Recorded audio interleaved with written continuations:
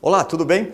Origem da vida. A gente vai continuar aquelas teorias da origem da vida, né? Que gerou a pergunta principal. A pergunta é, se a vida vem de uma vida pré-existente, como surgiu a primeira vida?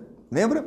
Que é quando o Pasteur, então, decretou o fim da abiogênese e falou assim, ó, biogênese, vida vem de uma vida pré-existente. Bom, a partir desse ponto, a ciência, então, buscou algumas explicações mais aprofundadas. Algumas já estavam sendo discutidas, que é a ideia do criacionismo. Bom, a ideia do criacionismo que diz o quê? Que os seres vivos foram feitos por uma entidade divina, né, Deus, e a partir então da sua criação, tudo se formou. E a partir dessa formação, os seres vivos então também foram formados, ou seja, originados. Bom, existem aqueles criacionistas do fixismo, que falam que tudo que Deus fez, do jeito que foi, é e será. Ou seja, não muda. É a ideia do que não há evolução, tá? Então, a ideia fixista. Bom, dentro da ideia criacionista, está em discussão, de uma forma um pouco mais aprofundada, até um pouquinho mais acalorada, a ideia do chamado design inteligente. Ainda vinculado a um processo de religião, né? Ainda tem fatores de fé, de crença, tá? O design inteligente, ele tende a fazer até uma certa união entre ciência e religião, que é onde dá margem à ideia de um criador divino, só que essa criação ela é dada como uma possibilidade de mudanças, ou seja, há um processo evolutivo, tá? Bom, como o criacionismo não é exatamente um ponto principal da ciência, ela fica sendo discutida, só que é uma discussão um pouquinho mais à parte, um pouquinho mais paralela a tudo, tá? Dentro da ciência nós temos outras discussões. A origem da vida se deu através da panspermia. Então vamos lá. Então falando agora de um pouquinho mais cientificamente, né? A panspermia. A ideia da panspermia, como eu já adiantei a vocês, é uma das respostas para a pergunta. A vida veio de onde? Né? Como que foi a primeira vida? Bom, o pessoal da panspermia tem aquele ponto de que os meteoros trouxeram vida. Né? Os seres vivos vieram a bordo, de carona com os meteoros, meteoritos. Essa é a ideia central, tá bem? Mas o que significa a palavra panspermia? Bom, a palavra panspermia significa vida em todo o cosmo.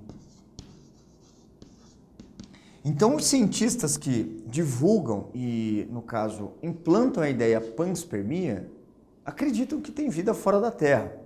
Não essa vida alienígena, como os filmes acabam pintando, mas há uma vida, de uma certa forma, simples, e essa forma simples chegou aqui na Terra. E a bordo do quê? Não, elas vieram a bordo dos meteoros. Meteoros trouxeram, né, uma certa forma de vida primitiva, tá bem? Então, os meteoros foram os responsáveis por origem da vida. Vida simples. Como, por exemplo, bactérias. Só que essas bactérias não são exatamente como as que conhecemos hoje. O pessoal da panspermia diz que as formas de vida que vieram são semelhantes às bactérias. Elas têm uma mesma morfologia, simples, né? Uma parede celular protegendo uma membrana e um material genético. Bom, então aqueles que defendem que os meteoros já trouxeram uma vida simples, do tipo bactérias, são os da panspermia, digamos assim, panspermia mais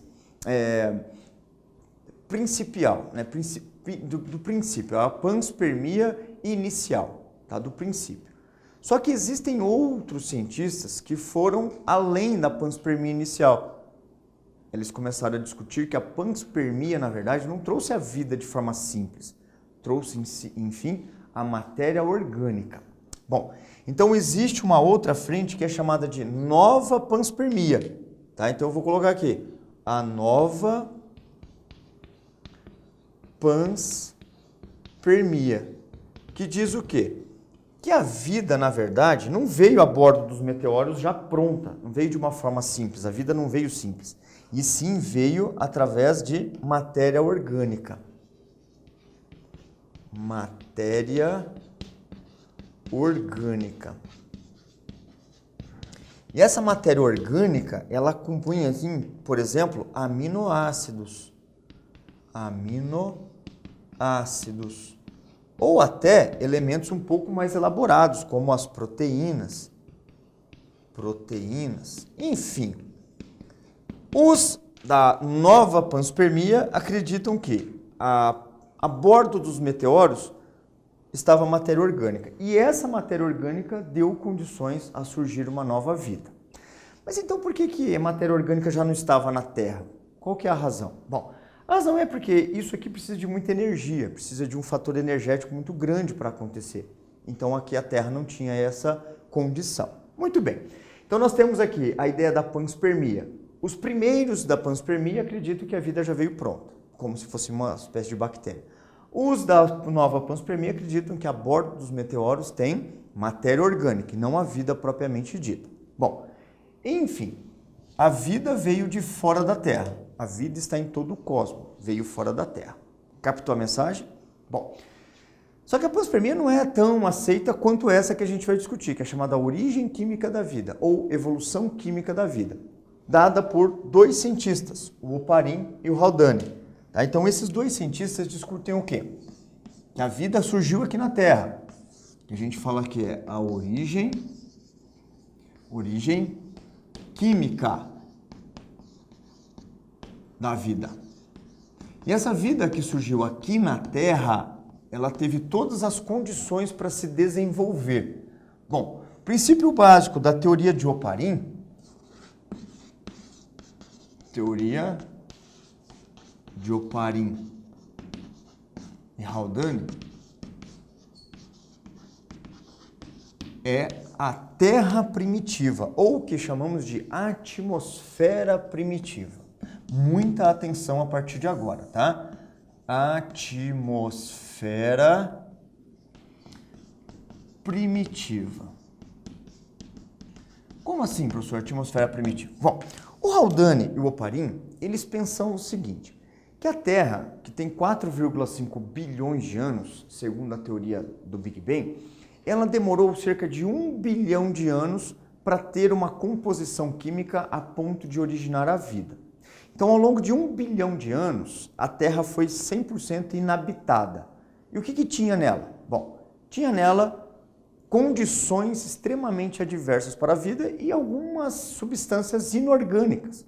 Bom, estes dois cientistas, o Oparin e o Haldane, descreveram a atmosfera primitiva como sendo uma atmosfera muito quente, mas muito quente mesmo, né? A atmosfera era muito quente. E essa temperatura, ela era principalmente gerada pelas radiações solares. Radiação solar. Pensando na radiação solar, o Sol, né, que estava em processo de origem, liberava muito mais energia do que hoje, muito mais calor, né, que a fusão dos átomos de hidrogênio para formar o gás hélio gera um calor muito alto, né, mais do que nós temos hoje. Então essa radiação solar ela é fundamental para o aquecimento da Terra. Então a Terra era muito quente, muita energia estava sendo então gerada. Bom, sendo a temperatura muito quente, né, nós tínhamos uma frequência de erupções vulcânicas. Muitos vulcões entravam em erupção de uma forma assim rápida e em grande quantidade. Então, muita erupção vulcânica, que aumentava ainda mais a temperatura da Terra. O derramamento de lava do centro da Terra gerava um calor assim tremendo, né, na superfície. Então, vinha radiação com a temperatura da lava, e isso determinava a temperatura muito quente, tá? Tá entendendo? Bom, era um ambiente escuro. A atmosfera primitiva era um ambiente escuro. Apesar da radiação, tinha muita fuligem, tinha muita fumaça. Então ficava uma espécie de nevoeiro, uma forma, uma névoa assim, de fuligem que o ambiente ficava escuro. E isso aumentava ainda mais a temperatura. Isso fazia com que a temperatura ainda se tornasse mais alta. Bom, mas mesmo assim havia água na forma líquida. E essa água na forma líquida, ela gerava intensas tempestades. E essas intensas tempestades geravam uma outra fonte energética muito importante, já que diretamente na Terra, que são os raios, né? As descargas elétricas. Vamos anotar isso aqui. Do ponto de vista geral, muita energia estava sendo elaborada e as descargas elétricas contribuíram ainda mais para esse momento, tá? Que nós chamamos hoje de raios, né? As descargas elétricas, os raios. Muito bem. No princípio básico, a atmosfera primitiva tem várias imagens, né? Várias imagens que você pode consultar, que são imagens assim que ilustram, né? Pelo menos aproximadamente de como era a atmosfera primitiva. Mas cuidado, hoje tem ambientes que têm uma certa semelhança, como por exemplo, ambientes perto de vulcão, né? Ambientes perto de vulcões tem esse tipo de circunstância. É claro que tem ozônio, que filtra a radiação solar hoje, né? A quantidade de fuligem é bem menor, então a Terra é bem mais clarinha, mas enfim, tem alguns ambientes que são chamados de ambientes extremos ainda, tá? Bom, mas dentro de todo nós temos um destaque a ser dado, que são os gases. Atentos para esse detalhe agora, fique atento para isso. Gases serão e são, nesse momento, a matéria-prima para fazermos matéria orgânica. Gases inorgânicos, pelo menos a maioria deles, serão a nossa matéria-prima. Primeiro gás, metano, que não é inorgânico, né? Que é o orgânico aqui, o CH4. Segundo gás, amônia, gás amônia, NH3. Próximo gás, hidrogênio,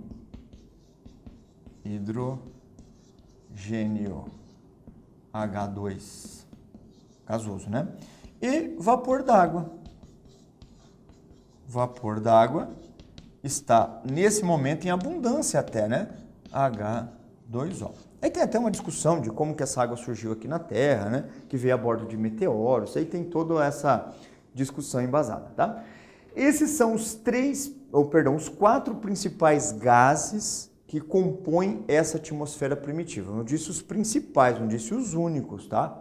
A gente não pode esquecer que aqui tem enxofre, que aqui também tem gás nitrogênio, que aqui tem outros gases. Até o gás carbônico poderia ser colocado, mas o Oparin e o Haldane acabaram não colocando este em evidência. Tudo bem? Bom, aí vamos juntar as coisas, literalmente.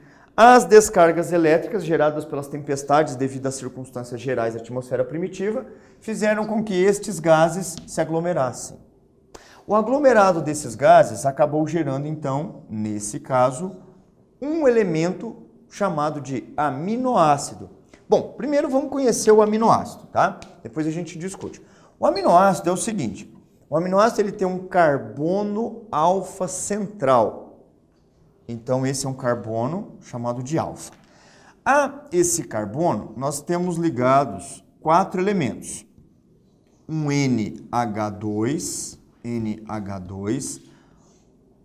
um COOH, dupla OOH, um hidrogênio e aqui nós temos o radical. Como o nosso estudo não é vinculado ao aminoácido, nós vamos falar dele de forma bem simples. Amina, carboxila, hidrogênio radical. Como que isso aconteceu? Estes gases, pelo princípio básico dos raios, né, das descargas elétricas, promoveram então a formação desses elementos. Se você observar, tem todos os componentes atômicos para formar essa molécula? Vamos ver então? Tem nitrogênio? Tem. Tem hidrogênios? Tem. Tem carbono? Tem, uma base de carbono. Tem oxigênio? Átomo de oxigênio? Tem átomo de oxigênio, na água, por exemplo. Tá? Não tem oxigênio gasoso, ok? Não tem o gás oxigênio. mas tem o átomo de oxigênio que está aqui, presente na molécula d'água. Enfim, esse elemento, nome por favor, nome do elemento, amino, perfeito, aminoácido, então estava aqui formado. Muito bem. Esse aminoácido, do ponto de vista estrutural, é complexo e é orgânico. Orgânico. Então, do ponto de vista gases, dando origem a um composto orgânico aqui na Terra. Tá legal? Foi o princípio básico da vida. Segundo Oparin, além dos aminoácidos, nós tivemos a formação de outros elementos, carboidratos, lipídios. Mas, tendo isso como referência, eu posso partir do princípio que, se tem aminoácidos, eu posso ter o que agora? Proteínas. Legal. Mas essas proteínas, esses aminoácidos, os carboidratos, os lipídios, até os ácidos nucleicos, eles não ficam suspensos, ou seja, não são gases. São moléculas orgânicas que caíram, que precipitaram, que estão agora na água líquida. E aí vem uma informação importante. Proteínas na água, aminoácidos na água, começam a formar uma substância, né? Começa a formar algo que foi chamado de sopa primitiva. Bom, vamos lá então para falar um pouquinho sobre a sopa primitiva do Oparin. O Oparin, assim que ele explicou que os gases se compunham, né, para fazer a matéria orgânica, que é o aminoácido, aminoácidos se compunham para fazer as proteínas, geraram então um composto cheio de substâncias químicas. E esse composto foi apropriadamente chamado por Oparin e Haldane de sopa primitiva. Vamos discutir um pouquinho sobre isso? Vamos lá. Então, Oparin e Haldane agora estão nesse momento. A sopa primitiva ou sopa primordial, tá? Sopa primordial. Por favor, fique atento a esse detalhe. A sopa primitiva. Se você pensar na palavra sopa, você automaticamente vai falar, é quente. Então, isso é uma ideia. Fica quente o ambiente ainda, tá? Tá resfriando um pouquinho? Sim. Tá diminuindo as erupções vulcânicas? Sim. Tá diminuindo, então, a camada escura? Sim. Tá clareando um pouquinho o nosso ambiente? Beleza. A radiação ultravioleta, no caso do Sol, está diminuindo de intensidade? Sim. Então, a Terra está começando a esfriar um pouquinho? Está. Mas isso se passou 1 bilhão de anos para que isso estivesse ou que acontecesse, segundo Oparin e Haldane.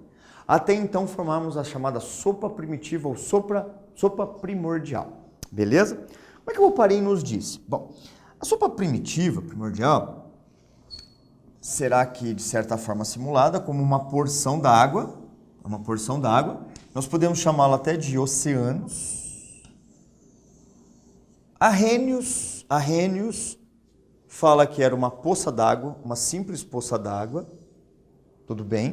Tem outros que falam que era um lago, enfim, né? A porção d'água, o tamanho dela não interessa muito. Sabemos que é água na forma líquida.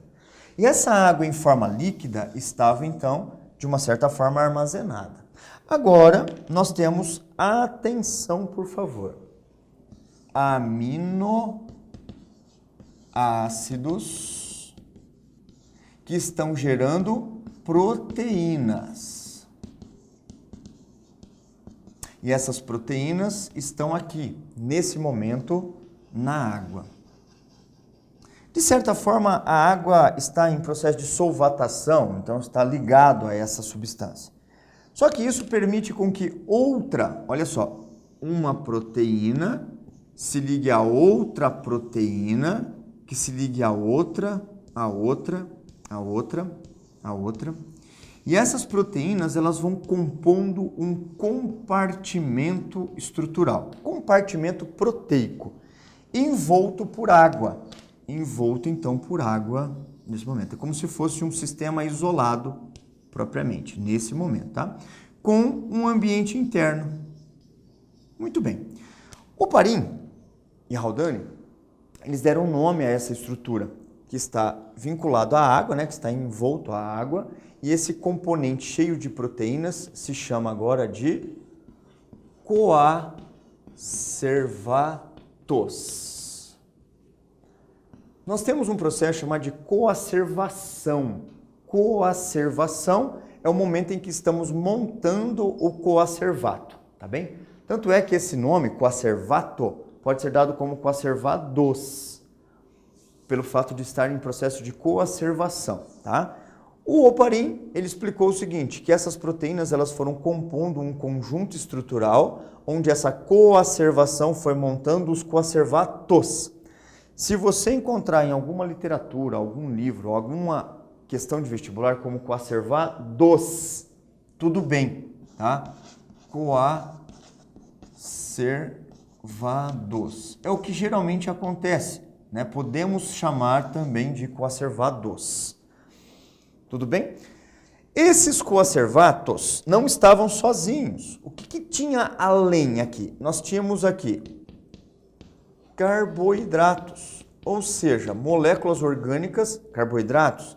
Nós temos aqui lipídios, além das proteínas. E nós temos, pelo menos o princípio básico, ácidos nucleicos. Isso é uma sopa. Uma sopa, pelo princípio básico, é quente e tem um monte de ingredientes, concorda?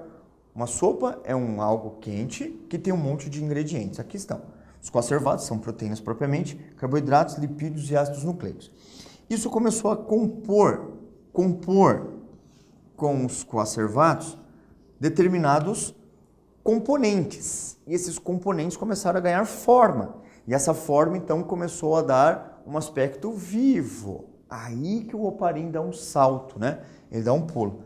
Mas cuidado, que esses coacervados, essas microesferas, como foi chamado por Fox, não são seres vivos. Oparin chamou isso de coacervados, Fox chama isso de microesferas, não são os seres vivos. Cuidado, tá legal? Então, professor, o que é isso aqui? Bom, isso aqui é um princípio vivo, né? Esse elemento, coacervatos, eles começaram então a se combinar com outros elementos, como por exemplo com lipídios. Carboidratos também podem ter se associado aqui, assim como os lipídios, proteína com lipídios, podem formar um fosfolipídio, né? Que é o principal de formação do quê? Da membrana plasmática. Então, dentro do princípio básico, pessoal, aqui está começando a formar um componente, uma estrutura, um compartimento. E dentro desse compartimento, segundo o Oparin, nós tivemos a formação do DNA. Bom, essa daqui já é uma imagem um pouquinho além do que nós precisamos compreender, tá?